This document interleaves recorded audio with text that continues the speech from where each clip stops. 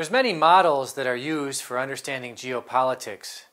Perhaps the first one, and one that at least would offer us a beginning insight into contemporary geopolitics and international relations, comes from Lord Mackinder, who gave us in 1904 the Mackinder Thesis. And it's worth understanding the principal image and the principal point of the Mackinder Thesis to understand where we stand today in geopolitics. Mackinder basically thought of the world as divided between land empires and sea empires. If you were to take Sparta and Athens of the ancient world and blow them up, blow up the Mediterranean, blow up Sparta and Athens into a global context, you would have the essential elements of the Mackinder Thesis. Mackinder thought that between England, the United States, Australia, South Africa, and Japan, you had the modern equivalent of Athens, the seafaring empires. He thought that if you took, in the early 20th century, if you were to take Germany and Russia, you would have the land empires.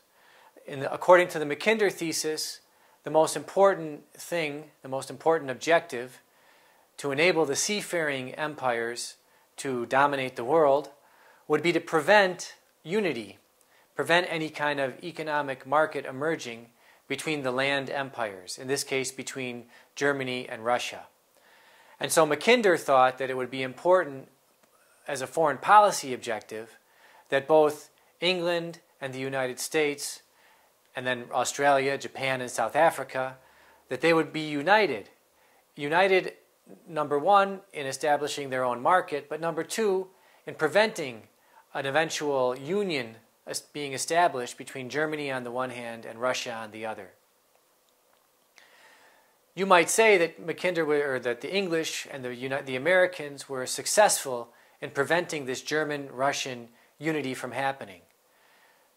However, now, in the early 21st century, what we see happening once again is a potential development between Russia and Germany, and now in this case China, in forming a market that could potentially become independent or not reliant upon the market of the seafaring empires.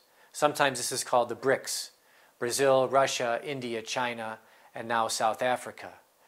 According to those that subscribe to the Mackinder Thesis, this common market would be one of the biggest dangers and is something that needs to be prevented. In November of 2014, China opened up the first intercontinental railway that extended from China all the way to Madrid.